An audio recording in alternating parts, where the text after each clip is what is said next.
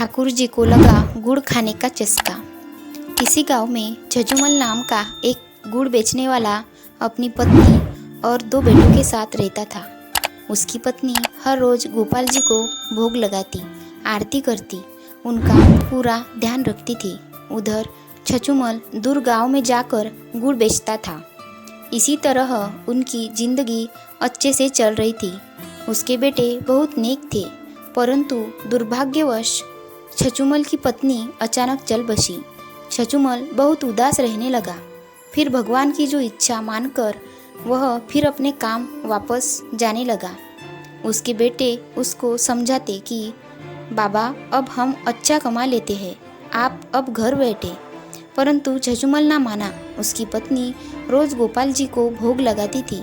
उसको तो भोग लगाना आता ही नहीं था, परंतु अब थोड़ा सा गुड़ ठाकुर जी के आगे रख देता। ठाकुर जी तो मीठे के शौकीन, उनको तो गुड़ खाने का चस्का लग गया। अब रोज काम जाने से पहले गोपाल जी को थोड़ा सा गुड़ भोग लगा देता था। एक दिन दोनों बेटे बोले, बाबा, घर की मरम्मत करवानी है, थोड़ा सा सामान इधर उधर करना पड़ेगा। बाबा बोले ठीक है।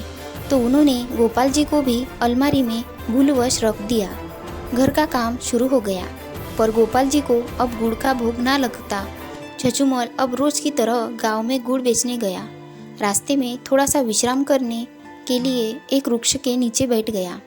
ठंडी ठंडी हवा चल रही थी। तभी झझुमल की आंख लग गई। तभी उसे लगा कि कोई उसे उठा रहा है और कह रहा है, बाबा, आज गुड़ ना दोगे? झझुमल ने 1-2 बार अनसुना कर दिया। उसे लगा कि कोई सपना है, पर जब उसे कोई लगातार हिलाता जा रहा था और बोल रहा था, अचानक वह उठा और देखता है कि 6-7 साल का बच्चा का बालक उसे कह रहा है कि बाबा, आज गुड़ ना दोगे? झझुमल मन में सोचने लगा कि मैंने तो इस बालक को कभी गुड़ न दिया। फिर उसने सोचा कि गांव में ही किसी का बच्चा होगा। झझुमल ने कहा, हाँ बेटा, ले लो। तो उसे थोड़ा सा गुड़ दे दिया। गुड़ लेकर वह बालक गुड़ को मुंह में डालकर आहा आहा मीठा मीठा कहकर वहाँ से भाग गया। अब तो रोज ही वह बालक झझुमल को मिलता, उससे गुड़ लेता और नाचता गाता मीठा मीठा कहकर भाग जाता। झझुमल भी बच्चा समझकर उसको रोज गुड़ दे देता। अब घर का काम पूरा हो गया तो उस दिन घर में हवन पूजन रखा गया। झझुमल अब गुड़ बेचने ना गया, परंतु वह बालक तो अपने समय पर उस जगह पहुंच गया। अब झझुमल वहां ना आया।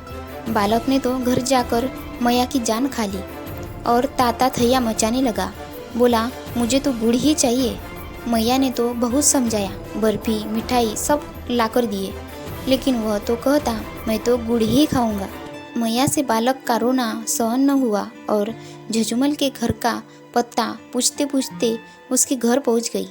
जाकर कहती है, बाबा, मेरे बालक को तो आपने गुड़ की आदत डाल दी। आज आप ना आए तो गुड़ खाए बिना वह मान नहीं रहा। झझुमल को उस बालक पर बड़ा प्यार आया।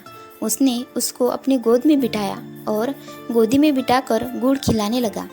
पता नहीं क्यों उस बालक को गुड़ खिलाते खिलाते झझुमल की आंखों में अश्रुधारा बहने लगी। हृदय से अजीब सी हलचल होने लगी। गुड़ खाकर बालक मीठा मीठा कहकर अपने घर चला गया। हवन पूजन के बाद में फिर गोपाल जी की मूर्ति को रखा गया। अगले दिन झझुमल नियम से गोपाल जी को गुड़ का भोग लगाकर काम पर चला गया। रास्ते में उसी जगह पर रुका। अब तो उसे भी बालक को गुड़ खिलाने की जल्दी थी, परंतु वह बालक आया ही नहीं। ऐसे ही 3-4 दिन बीते। उसका मन बहुत बेचैन हुआ कि कहीं बालक बीमार तो नहीं।